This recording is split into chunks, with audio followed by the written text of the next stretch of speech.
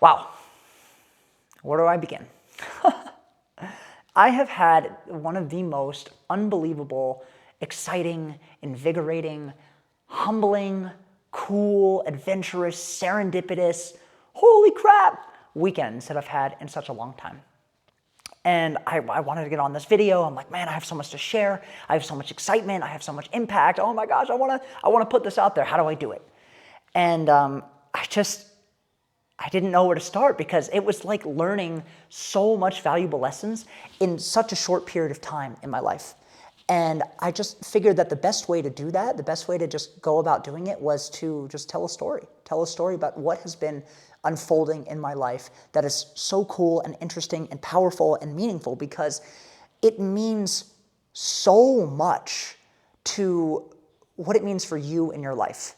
And what it actually means to show up as an authentic person. What it means to show up as a person that's in alignment with their God-given purpose. Because, okay, I guess I could start from the beginning of the story. So what I realized was that I was showing up in a lot of my videos, like pretty seriously and pretty intensely, and just in my life as pretty serious and intense. And I guess I had some reservations about showing up in my videos as like silly or goofy or not serious or not somebody that's just anything other than being a very serious and committed person. Because I guess I had these qualms or these ideas that people wouldn't take me seriously if I was just not nose to the grindstone, if I didn't have my shit together, if I'm going to have a strong leader lead me to show me in my life how to have a sense of direction and focus and discipline, I need somebody that's going to yell at me and sure, I can do that, and sure, I have an element of that within myself, but I was meditating on this idea of what it actually means to be in alignment with your highest good, what it actually means to have full integrity with yourself and be in your highest excitement. Because I talk a lot about this idea of your God-given purpose, aligning with your highest good, aligning with essentially your highest good. And in my mind, my highest good is a ton of fun, or at least it's part of a ton of fun. And I wasn't allowing myself to have fun. And I was spending time with some of my mentors that were teaching me things and were giving me really good advice about my life. And I'm always laughing all the time, making the stupidest jokes, like immature jokes. And like, I mean, if you met me in person, you'd be like, dude, this guy's like a 10-year-old, how much he jokes and laughs and has fun all the time. But what I realized was that in my life, the things that were going the easiest for me in my life, my relationships, the fun that I was having, the martial arts that I practiced, a lot of the things that I was having fun in my life about were, interestingly enough, the things that were flowing more in my life. The things that I was enjoying doing more were actually flowing more. And the things that I dreaded to do or the things that I feared to do, I geared myself up to them and I put myself in discipline. I'm like, you're going to do this. And yeah, I did it, but it really just wasn't fun. And it was creating so much stagnation and resentment and frustration about actually being able to get things done. And I realized when my friend told me, they're like, Don, you're joking around all the time and having fun and we're always laughing and it's just so much fun and it's easy and it's graceful and it's enjoyable. Why don't you show that element to you on the camera? Why don't you show that element to you on the screen? And I had resistance around it. And I was like, okay, you know what? If I'm going to work with men that are successful, that are miserable as fuck all the time, stressed beyond measure, and they're turning devices, and they are stressed, and they can't sleep, and they're just white knuckling their way through life, like I was. I know how that feels. I can't be the same energy. I can't show up as the same energy of these people suffering. Yeah, maybe they'll be able to resonate with me. Maybe they'll be like, oh, this guy gets it. But the point is to move beyond that blockage, move beyond that frustration. There's a really great Bible quote that says, if you want to enter into the kingdom of heaven, you need to be like children, right?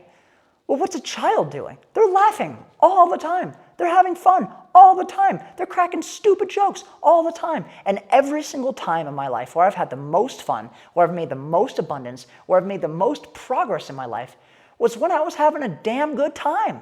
Falling on the ground, laughing in stitches. Oh my God, it's so funny. It's so great. It's so exciting. And every time like a new video that my editor makes and we make it together and I put it out, I watch it, I'm like, oh, this is so cool, this is so great. And I get that inspiration, I get that excitement. And what I realized was that there's a universal mechanism of life where if you get this jolt of excitement, where you're like, yes, that's what I want to do. Holy crap, that's so cool. And you just lit up and you're like, oh, that's so exciting. And so like, wow, you got to ride that wave. You got to hit it at its peak. You got to strike the iron when it's hot and be like, that's when I'm going to get the most impact. That's when I'm going to get the most excitement. And what I realized was that I was taking myself so damn seriously. That's why I'm wearing this robe. My good friend and mentor, Sasha, gave this robe to me. He's like, I think it will do you well. Which is the story that I'm going to tell you about, which is just an incredible thing that's unfolded in my life, which ties in with this point about needing to have fun, needing to not take things so seriously, because there's levels, there's layers and steps to this. God works in hilarious ways. One of the things that I tell people when I work with them is I say, you have to focus on your highest good. What is your highest good? And a lot of the times what we're asking ourselves is, what do I need to do? What do I need to figure out? What do I need to think? Who do I need to be? It's always about trying to figure it out yourself. It's always about having a speculation as to how you think it needs to be, and then operating on that whim. And that's not quite right. It's not quite right what I've found. What I've noticed is that there has to be a willingness inside of yourself to do what you need to do, but also a relinquishing of, I actually don't know what the hell I'm doing. When it all boils down to it, I could have an idea. I could have a sense of competency, but really, I ain't running the show here. I don't know what the hell's going on. When I get on these calls, when I get on calls with people, I don't know what I'm going to say. I don't know what's going to come out of my mouth. When I get on these videos, I don't know what's going to happen. I don't know what's going to come out of my mouth. I always just give it up to the divine to work through me, to speak through me, and to let what happens unfold. And so what I realized around that was that I wasn't allowing myself to do that in my business. And with that, I was approaching other projects that had to do with business, that had to do with something greater than myself in the same light, that I got to figure this out, that I got to hold on to it and do something. I have to do something about it. And what I was realizing is that I thought that I had to make the sacrifices to do something that I didn't want to do. And there's an element, there's a very sweet spot to this. It's you have to be willing, not only willing, but also capable to do the things you don't want to do. And say, put your 100% like, yes, I'm going to do this. But also simultaneously, completely let it go. It's like a full commitment. Like, yes, I'm doing this. And then just say, I'm also not doing this. And it's so paradoxical in a way because that makes people freak out. It's like, then your ego starts freaking out. You're like, oh my God, I'm going to lose control. I don't have control. Even though I'm capable of getting something done, I'm willing, I'm responsible, I'm dedicated, I'm sacrificing and devoting to this thing.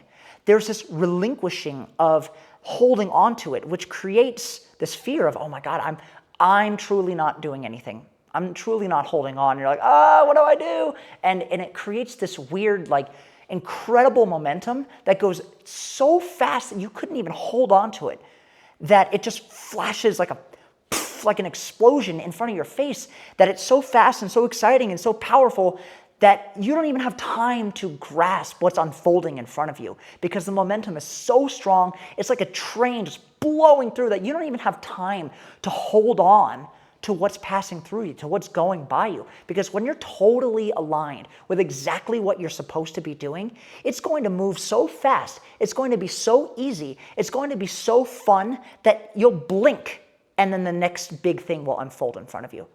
So let me tell you exactly what I mean. And this is the story that has unfolded all of these powerful revelations. So I've been living in Ecuador for 5 years or so. And back in 2020, I became acquainted and good friends with a man named Sasha. He also goes by Alex. Now, Sasha became a very famous dating coach back in 2016 or something like that, when the whole PUA, pickup artist thing was becoming a thing, where he was like, hey, I just want to talk to hot girls and get their numbers. And he started filming himself going out and talking to women on the streets. And this was this revolutionary thing, like, oh, people can do this? People can just go on the street and talk to women and get their numbers and have sex with them on the same day? That's crazy. And he was one of the original people, another guy named Mystery, a couple other guys, Neil Strauss, I think is his name. He wrote the book The Game. But he was one of the original people that was actually doing this whole pickup artist thing. And he did this for years, and he's taught me so many valuable lessons in our good long-term friendship. And he had a lot of very powerful revelations about life and spirit and his purpose.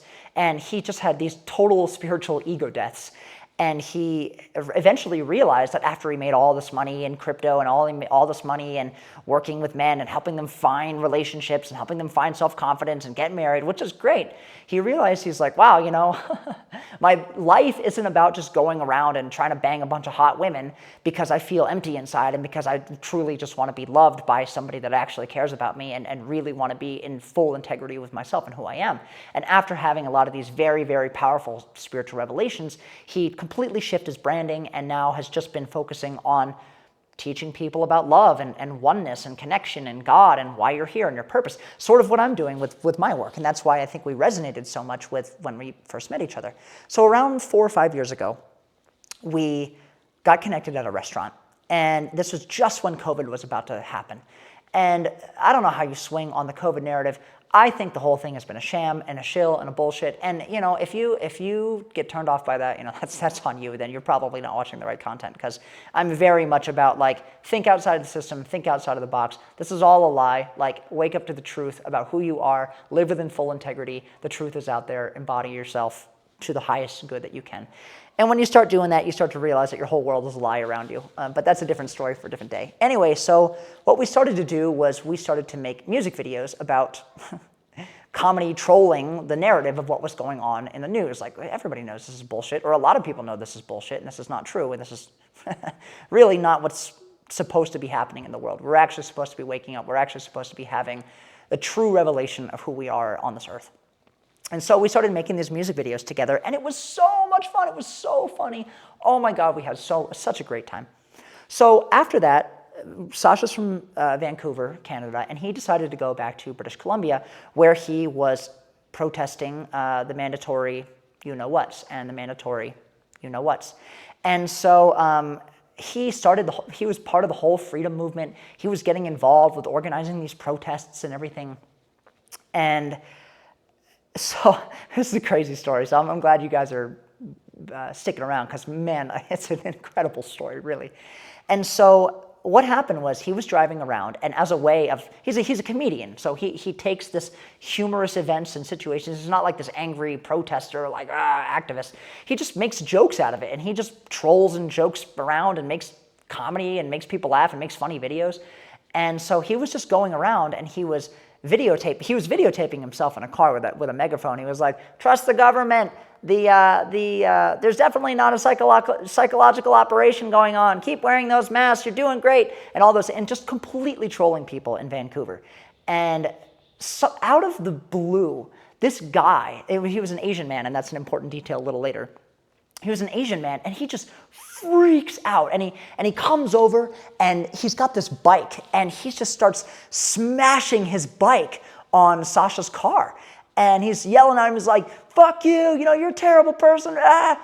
And Sasha's like, dude, this guy's crazy, and he starts hitting the bike, and then eventually this guy breaks his window, and he's got it all on film. Sasha's got the whole thing on film. And he goes back home with his friend Nikolai, who was filming and driving the car when they were doing it. And he tells his roommate, Sasha tells his roommate, he says, you got to look at this video. This guy went crazy. This guy went bananas and bonkers. And the roommate freaked out. He was like, oh my God, this is going to go totally viral. This is so funny. This is insane. You have to put this up. This is amazing.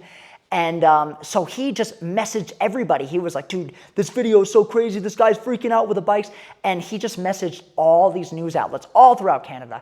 And of course, because it's such a crazy video, some of the news people picked it up, and it made national news in Canada. So here's the crazy part, if that wasn't crazy enough. because it makes national news, the identity of this man is revealed. Come to find out, this guy is the head of British Columbia Cancer Institute, the head guy. And it was a PR disaster. It was terrible. And they were like, oh my God, this is such a bad look on our organization. Oh, this is so terrible. What do we do? Oh my God. And what happened was that because it became so viral, people reached out to Sasha and they said, dude, we know who this guy is. This guy is such a terrible person. He's like all of these terrible things, just a laundry list of reasons why they didn't like this guy. And they told Sasha, they said, dude, we will give you money to sue this guy. We want to see him out of office. He's a terrible person. No, nobody likes him. And it was so crazy. But here is the funniest part of this whole thing. This man that was the head of BC Cancer in Vancouver, his name is literally Dr. Kim Chi, an Asian guy named Kimchi. You can't make this up. It's so funny. You can't make this up. It's like not even the best Hollywood writers could have even made the story up. And that was just so funny. And they're just laughing about it. Like, I can't believe this actually happened. It's so ironic that this guy's name Kimchi actually is a deterrent for cancer. It's very effective in treating cancer because it's a fermented vegetable, so it's very good for your gut biome and very good for your health. And so, okay, fast forward 3 years later. This whole event happened. It kind of blew over. And they actually let Dr. Kimchi still stay as the head of BC Cancer. Like nothing happened. They all hushed it up and they just let this guy stay, right? So here we are in town. I live in this little town in Ecuador. And we're meeting in the square and we're just reminiscing about the story and how ridiculous and funny it is. And Sasha and Nikolai were talking about this project that they're doing. It's a very powerful, beautiful, meaningful project where they're completely changing the idea of what it means to have money and service and giving. They're making this application about conscious entrepreneurs that want to give their gifts to the world. And the app is created so that they can skill exchange. They're still creating it now. It's still in the works. And they were thinking to themselves, we need to make some money to fund this project. And we were just thinking, and it was almost as if, like in my mind, I was sitting there, and it was almost as if the clouds opened. And all of a sudden, this idea dropped into my brain, like, oh, like something like one of the storks, like dropping a funny something into my brain. And it was like, dude, Kimchi coin.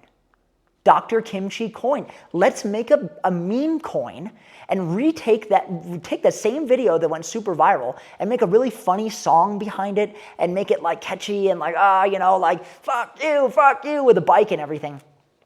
And actually make a real fund that gives effective cancer treatments that have been hidden by big pharma and all these people that want to hide this information and not actually give legitimate cures for these terrible ailments.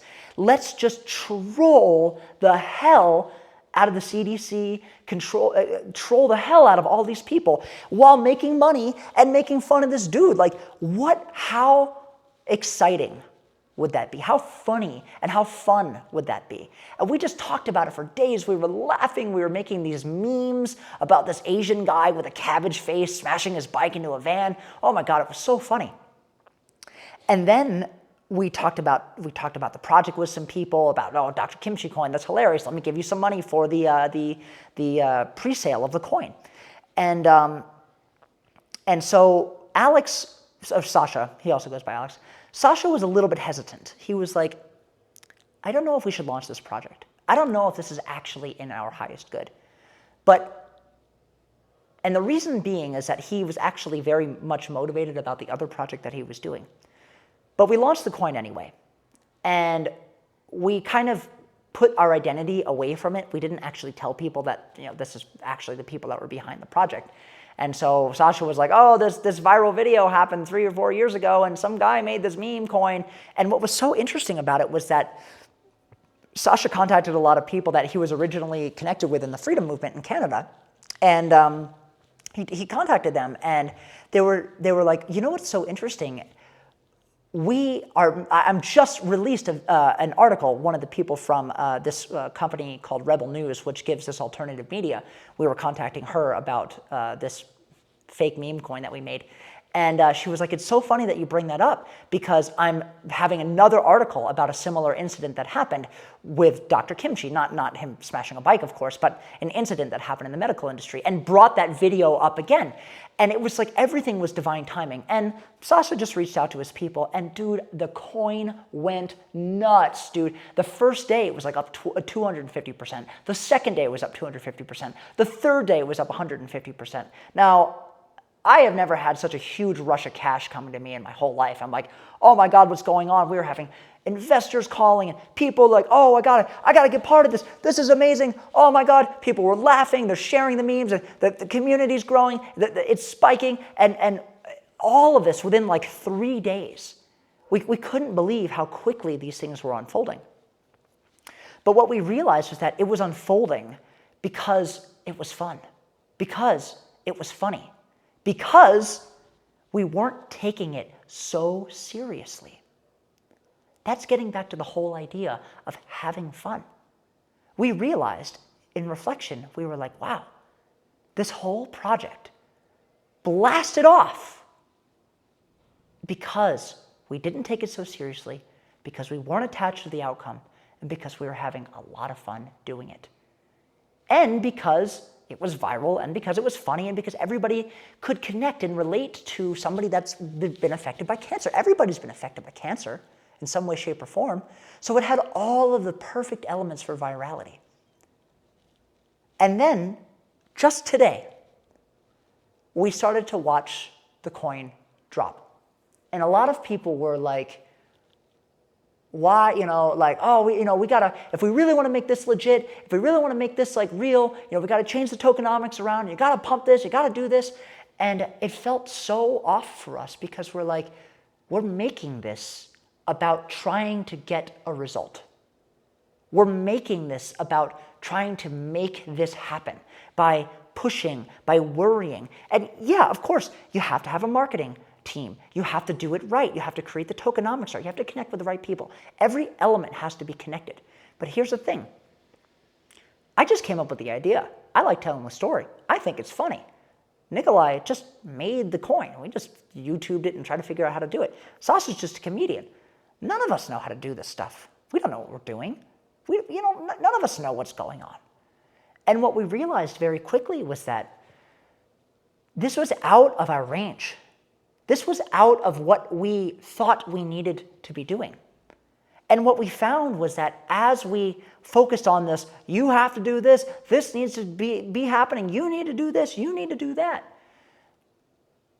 we started to lose the fire and the excitement for what eventually was supposed to happen with the coin. Now, mind you, the coin's still climbing. I mean, it took a little dip today.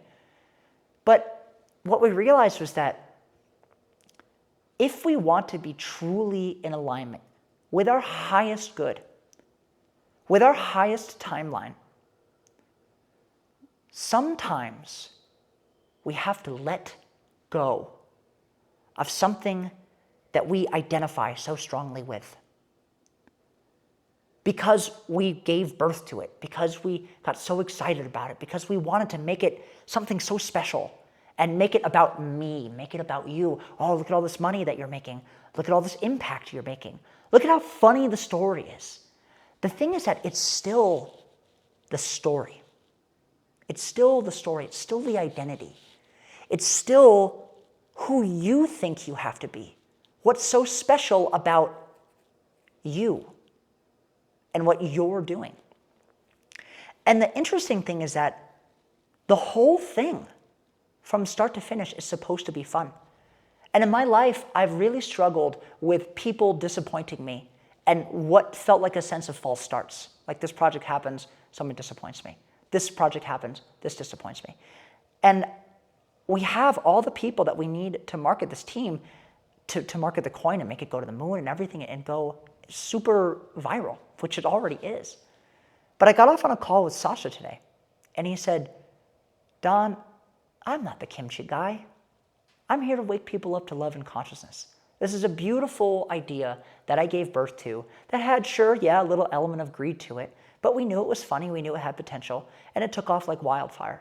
But in my highest integrity, I can't continue to do this. And old Don would have said, again, it's again the pattern with the disappointment. Again, it's that person is letting me down. But here's the difference between old Don and new Don.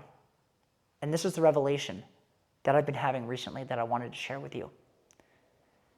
What's more fun?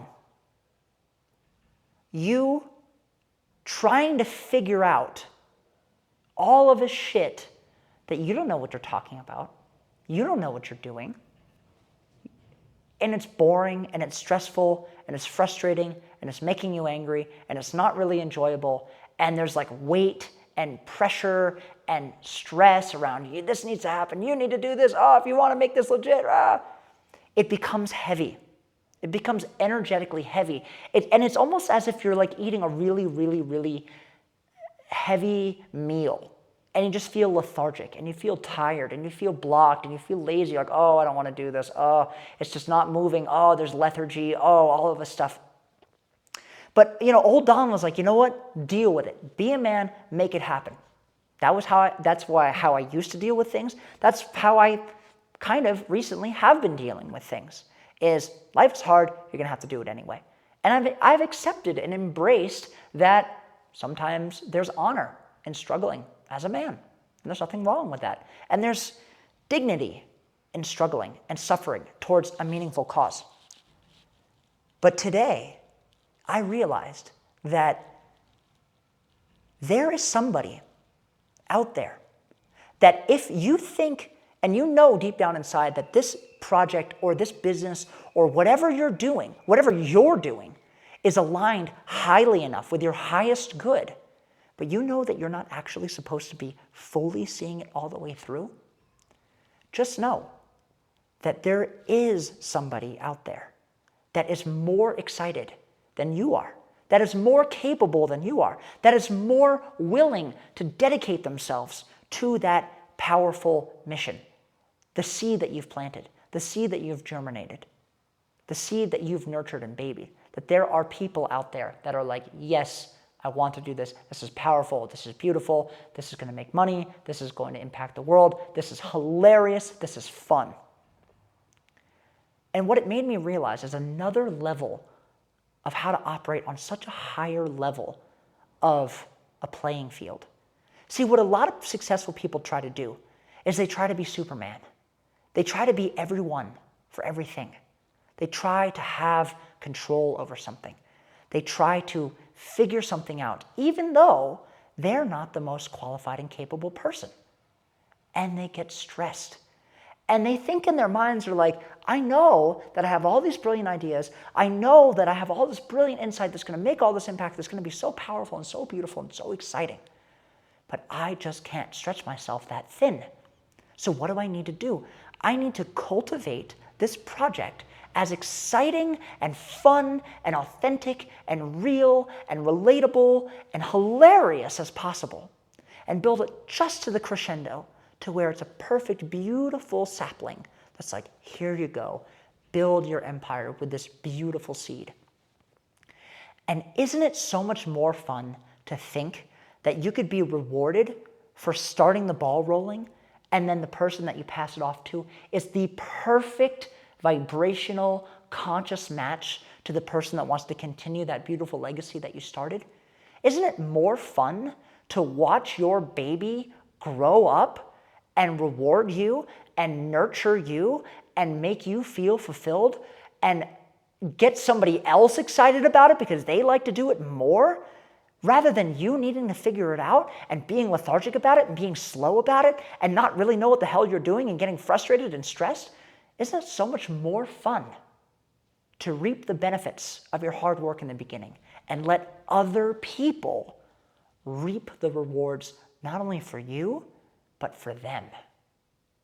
And then I realized that that was so much more fun than doing it myself. So I found another layer of what could be fun.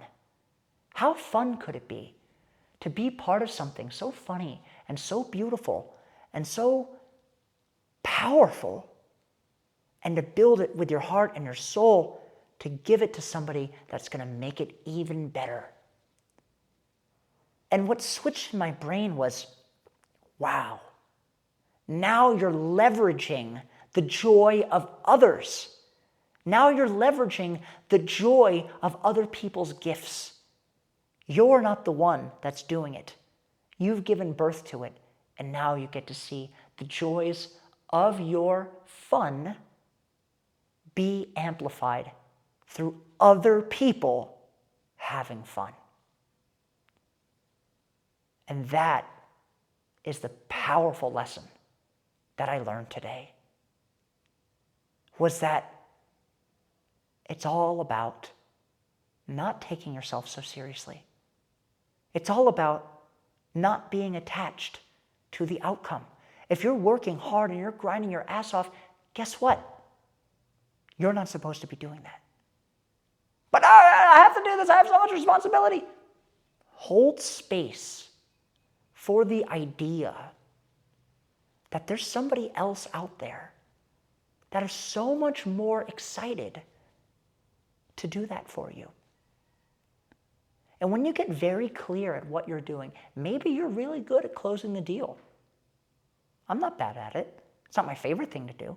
My favorite thing to do is share wisdom and get excited and get high on God with people and inspire them and motivate them and elevate them and share with them powerful, life-changing wisdom to make them better people, to gather community around, to tell stories, to have fun, to express our highest excitement, our highest good, our highest mission, and to remind people that that's what they're supposed to be. That's what I like to do. That's why I like to set up videos. Yeah, I got a little bit of an ego about myself. So fuck what? So not to take yourself so seriously, to have fun, that the actual highest purpose is to have fun. Because God can't work through you if you're not having fun. It's going to be slow. And that beyond that fun that you're creating yourself, that you can amplify your own fun by watching your babies grow with other people to elevate the fun, to give the beautiful project away to somebody that's competent, to give a beautiful task away to somebody that's competent. This is another level of delegation. In business, people think, oh, you can delegate this, you text those people. Oh, you delegate this, you're good at that. Here's the thing, there's a difference between spreading out the responsibilities. There's another level of, okay, they're good at this thing, we're going to delegate it to them. The next level is, this person is the highest alignment of fun and excitement.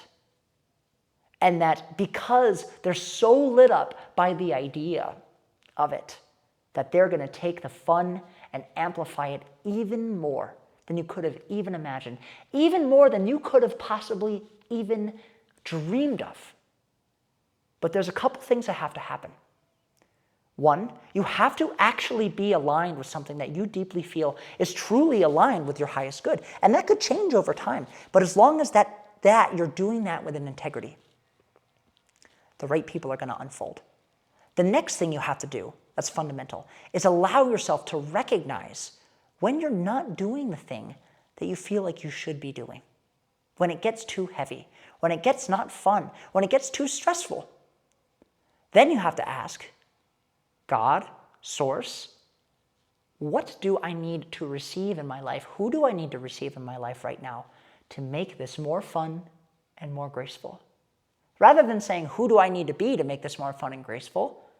Isn't it so much more fun and graceful to not do any of it at all and just let somebody else do it and you have fun together? But not only are you like, haha, fuck you, you do it because I don't want to do it. No, it's more like, wow, okay, this person actually aligns with the fact that they want to do it themselves, that they're so much better at it, that it's so much more fun for them. That's the next thing you have to allow for. And then the final piece that you have to allow for is to believe and to know that somewhere out there, the next step of your mission that doesn't feel like you need to be taking a part of it, but it should exist in reality in general, is to know that there is somebody out there that is waiting to take the reins over. But you have to use your discernment. So to conclude, with all of this beautiful revelations that I've had over this week, in your life right now, maybe you're starting something new and you've made a lot of money from other past business ventures. Maybe you're halfway and you're struggling and you're losing momentum. Or maybe you're at the maturation phase where you're still holding on to this project. You're still doing this thing that because you put your time, because you put your money, because you put your sweat equity into it, you still want to hold on to it, but you know you have to let it go, but you don't know how to let it go. Just remember that there is somebody that's willing to take the reins, that's such a better fit for that if you allow for that to happen. Because I don't think there's anything more fun than allowing yourself to reap the rewards of the beauty and the splendor of giving back and allowing yourself to be in the highest good all the time and let other people have fun doing it as well. Take some time to ask yourself, where am I not letting this be fun? How can I make this more fun? Who can I invite into this project, into this idea, into this business that will make it more fun? Because they like doing the things that you don't.